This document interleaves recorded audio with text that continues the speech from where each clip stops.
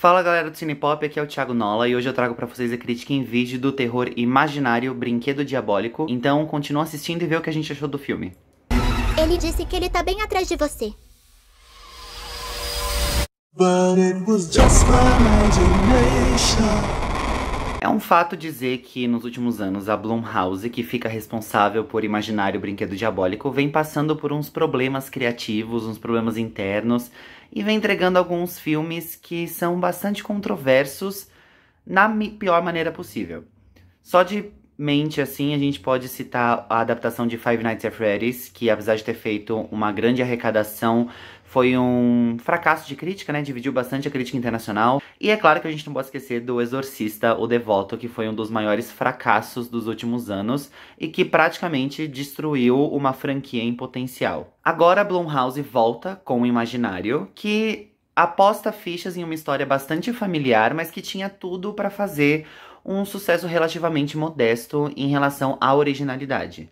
É isso que acontece? Não necessariamente, mas em comparação com os outros filmes recentes da produtora, O Imaginário é um filme que não se leva a sério e por isso mesmo ele é bastante divertido e ele entrega exatamente o que promete.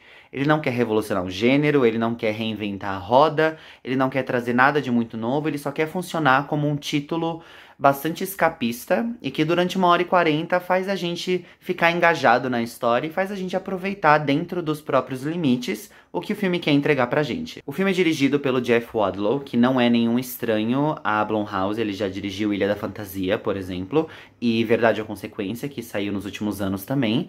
E a trama acompanha a Jessica, que é interpretada pela DeWanda Wise, que é uma mulher que se muda com o marido e com as duas enteadas para casa de infância dela em busca de um recomeço, principalmente por causa de todos os traumas que tanto a família do marido quanto ela própria passaram. Quando eles chegam lá, a enteada mais nova da Jessica, chamada Alice, interpretada pela Piper Brown, que faz um trabalho muito bom, inclusive, no filme. Ela é uma daquelas atrizes mirins que chamam bastante atenção porque ela entrega uma performance muito visceral e muito honesta dentro do escopo do filme. Ela encontra um ursinho de pelúcia que fala pra ela que o nome dele é Chauncey the Bear, ou Chauncey o Urso. E ela começa a ter várias conversas com o Chauncey e a Jess acredita que seja apenas um amigo imaginário, que é uma coisa muito comum entre as crianças. Só que, conforme os dias vão passando, ela percebe que o Chauncey aparentemente tá forçando a Alice a fazer coisas um tanto quanto controversas, como por exemplo se machucar ou pegar insetos mortos para fazer alguma coisa que ela acha que é só uma brincadeira, mas na verdade não é. E no final das contas, é claro, considerando que é um filme de terror, o Chauncey na verdade é um brinquedo demoníaco, um amigo imaginário demoníaco, que tem outros planos para Alice e para o restante da família. Esse é o escopo geral do filme, eu não quero dar muitos spoilers para vocês poderem assistir nos cinemas e tirarem as próprias conclusões, e para não estragar a experiência de vocês, é claro, mas esse é o escopo, e é claro que a gente já viu isso inúmeras vezes no cenário de terror, não tem nada de muito novo para ver aqui, mas como o filme não se leva a sério e ele foge daquelas pretensões narrativas de revolucionar as coisas, a maioria das coisas até que funciona, principalmente no tocante às performances. A gente tem a DeWanda Wise, que tá muito boa. A Piper Brown, como eu já falei, que tá muito boa também. A gente também tem o Tom Payne como Max, que é o marido da Jess e o pai das meninas. E também a gente tem a Tegan Burns, que faz a Taylor, que é a enteada mais velha da Jess. Todo mundo tá muito bem. O Max tem um pouco menos de protagonismo, porque a história consegue se desenrolar para poder unir tanto a Jess com as meninas, quanto a Jess com a casa, as meninas com a casa, as meninas com um trauma passado delas, a Jess com um trauma passado dela. Então tem várias coisas acontecendo e elas são as protagonistas. E, como eu já falei, como o filme é recheado de clichês, a gente tem aquelas várias investidas que a gente já viu dentro do gênero de terror. A gente tem os jump scares, a gente tem aquela trilha sonora propositalmente dissonante, que é pra deixar a gente angustiado. A gente tem os planos holandeses, que são os planos que ficam inclinados pra aumentar essa angústia e aumentar essa melancolia que se apodera da casa.